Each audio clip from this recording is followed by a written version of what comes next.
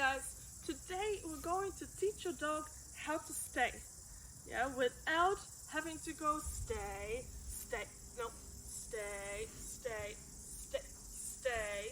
we don't want that. So what we're going to teach you is how does my dog stay on his bed without me having to tell him that he has to stay the whole time until I say free. Yes, good job. Alrighty, let's start working on that.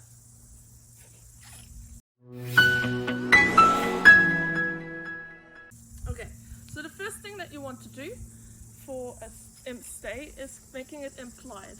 So my stay is you do that until I give you your free, your release word, or until I say yes, you're done. In the meantime, I use good. So when you teach a command, if it's sit or if it's down, there's 3 D's you have to keep in mind. The first one is duration. Duration means that your dog can hold that command for a certain amount of time. So for example, Lennox can keep his sit for 5 minutes, right? And I don't have to give him treats every time. It also means that when I give him a treat, he doesn't just run off and think, oh, I'm finished now. Then the second D is distance. With distance, I mean he stays there and I'm able to walk away, open my fridge, come back to him. Or you go sit, I order my coffee, and I come back to you. That's distance. We practice distance after duration because it takes time to walk away from your dog, right? So you can't walk away before your dog can hold at least a 30-second sit. And the third D is distraction. Now I'm here in my backyard, there's 0 distractions. I'm the most important thing at the moment.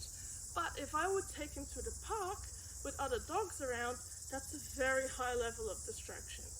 Now, you kind of need to see your distraction levels as levels. So if you're a gamer, this will make a lot of sense. So you would say level 1 is where we are now in my backyard. Level 100 on the beach at peak hour, or a dog park. So you want to work up your level. So a lot of people, what they do is they are in their backyard, they say, oh, my dog does so well at home. And then they go to a level 100 location and they wonder why the dog is not behaving, right? Because you didn't practice any of the levels in between, which is really important when you do your training. Alrighty, so I'm going to show you how I teach a place command and your duration and your distance, and you can do that with any stationary command. So it's sit or down or place. So I like to teach place on a raised bed because it's very clear to my dog that when he comes off, that's not what I want. Okay, ready? Free. So the first thing you do is you lead your dog, you lure them on the bed, and you start dropping treats on the bed. Oopsie, I dropped it off. That happens sometimes. Because, I did it again. Poor effort me, I want them to learn that the treat doesn't come from the hand. The treat falls on the bed, making the bed a very high value place to be. After I do that a few times, I say, free, and I lure him off. And then I lure him back to the bed, I say, place. I still had a treat on there, and I repeat that again. I start dropping treats, raining them from the sky, making this bed a really good place to hang out. And then again, free, I lure him off. Once my dog gets the hang of that, your dog might be standing and doing this. You're going to wait till they offer you a sit, and you only start dropping treats when your dog is sitting. When they do that well, you wait till your dog lies down. I'm just going to cue him because I don't know how long I'm going to wait for. And then down. And now you're only going to drop your treats if your dog is lying down. And this dropping the treats on the bed is important because if they only eat from our hand, this happens. They follow your hand. And I don't want him to follow my hand. I want him to stay on the bed. Okay, now my dog knows, okay, cool, I need to stay here. Now I don't want to continuously keep dropping treats. Instead, I'm going to start counting to like 5. 1, 2, 3, 4, 5, drop a treat. 1, 2, 3, 4, 5, drop a treat. And when that goes well, I'm going to start counting to 10. 1, 2, 3, 4, 5, 6, 7, 8, 9, 10, drop a treat. Alright, I'm not going to actually do that because we'll be here forever. Once 10 seconds goes well, we go 20 seconds, 30 seconds, 40 seconds, you get the point, until you reach a minute and you have a minute between treats. Yeah, so he doesn't get treats in between. Now we say, free, good boy. Nice work. Remember, every time you let your dog off, you say free. I would recommend doing this on lead, so your dog doesn't just walk off and say, I'm done now, I don't want to do more training. Okay, so having your dog on lead is really helpful here. Then we're going to work on distance. You have now got between 30 seconds and a minute on your place command. So your dog is in down, good. And now we start working on distance. So what we do is we start in front of the dog and we go 1 step back, come back to the dog, feet. Good. I say good, right? Because yes for my dog means you're done. Down. I want a minute down. Good boy. There's a lot of flies that's distracting. Again, once. No. Good. Doesn't get a reward for that because he broke. I'm not going to reward him after he broke the command. So I step back, come back forward. I always come back to him. I don't want him to be released to me. Go a step back again, come back. Then I'm like, okay, cool, he's doing quite well with 1 step. That's good. Nope. And see how I move into him? I use my body pressure to tell him, no, you're back on the bed. So I do 1, 2 steps. Good. Reward. Go again. 1, 2, and reward. Then it's 3 steps.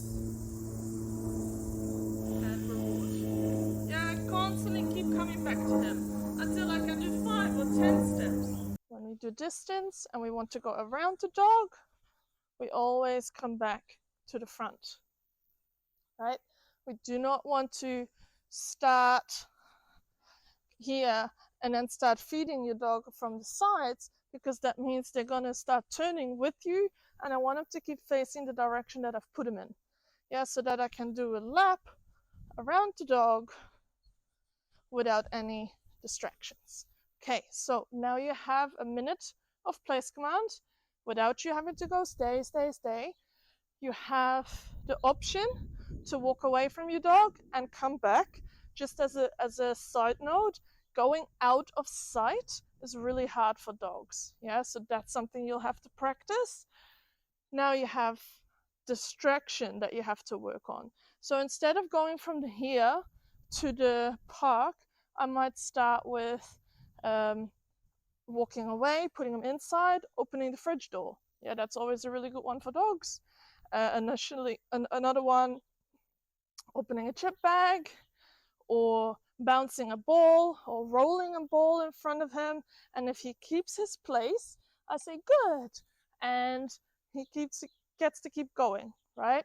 And that is how you teach a solid stay without having to say stay or wait.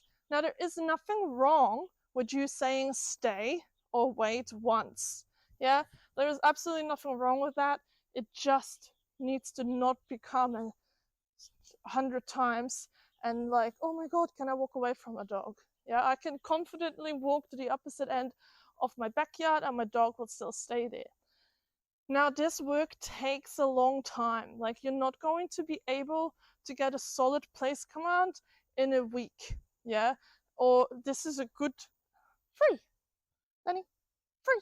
Yeah, this is a good exercise that you can teach your dog to hold when guests come over or when the doorbell rings. But that is going to take a lot of time. Like, a doorbell ring is, for example, a very high level of distraction.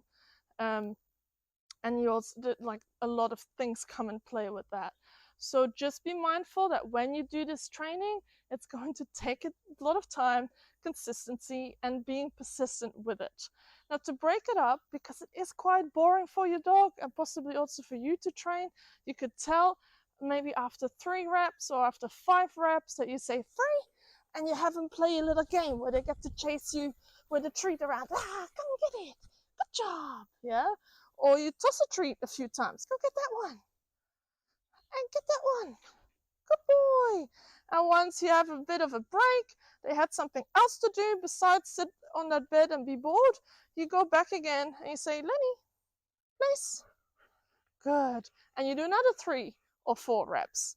And then you give them a break again or you finish your training session, right? But if you keep practicing this like for half an hour straight, it's just like your dog will get bored and you might get frustrated, because generally when they get bored, they keep breaking their commands. Good job. Practice that. Let me know how you go in the comments. Hit subscribe and like. Hopefully that's helpful, and I'll see you next time. Good boy. Nice.